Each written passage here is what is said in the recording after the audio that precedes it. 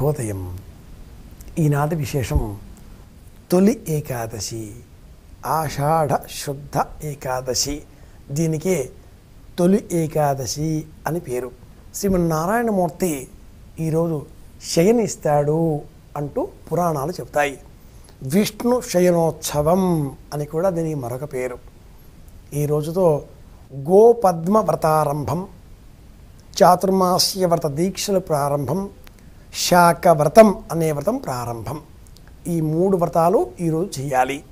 చాతుర్మాస్య వ్రత దీక్షలు యతులకు, సన్యాసులకు, పీఠాధిపతులకు, మతాధికారులకు అనుసరించదగినటువంటివి.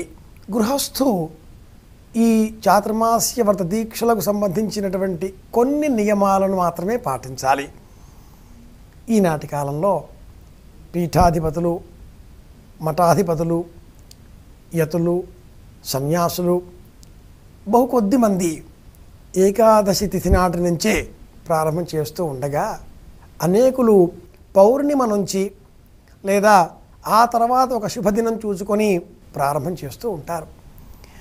కారణం ఏమిటి అంటే, నిజానికి ఈ చాతుర్మాస్య వ్రత దీక్షలు ఏమిటి, గోపద్మ వ్రతారంభం ఏమిటి, అలాగే శాక వ్రతం ఏమిటి, ఈరోజు 3 అని చెప్పుకున్నాం కదా, వీటి నేపథ్యం ఏమిటి అని ఆలోచన చేస్తే, పద్మపురాణంలో విశేషించి కృష్ణ పరమాత్ముడు నారదునకు మధ్య జరిగిన సంభాషణలో భేరీ మృదంగాది వాద్యాలకు చర్మాన్ని సేకరించే నిమిత్తమై వచ్చే కొన్ని సంఘటనలు, కొన్ని వర్ణనలు ఉన్నాయి. ఆ కాలం ఈ కాలం కనుక ఎటువంటి పాప సంబంధిత భావనలు మనకు రాకుండా ఉండే నిమిత్తమై గోపద్మ వ్రతారంభం అన్న పేరుతో గోవును అర్చించాలి.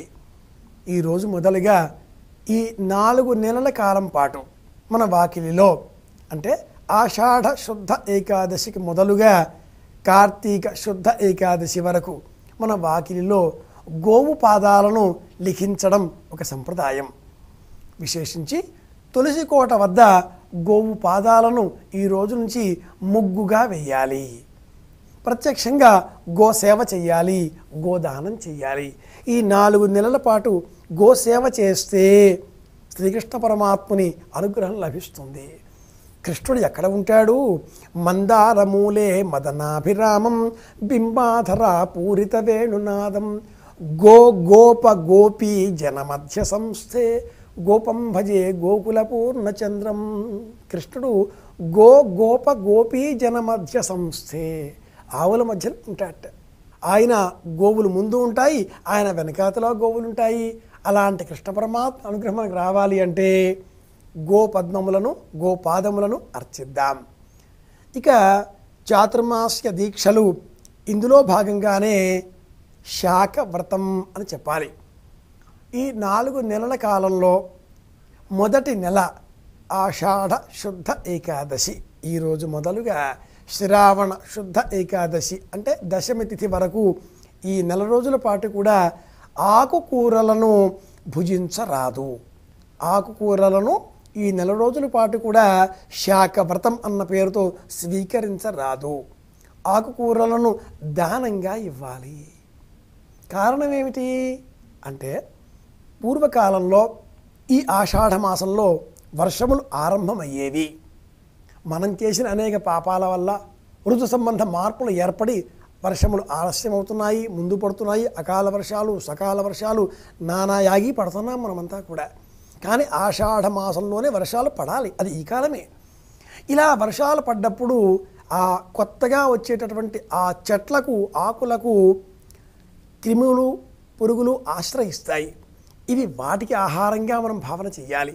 అలా కాకుండా వీటిని మనం స్వీకరిస్తే పాపం కనుక శాక వ్రతం అన్న పేరుతో ఆకుకూరలను వర్జించాలి.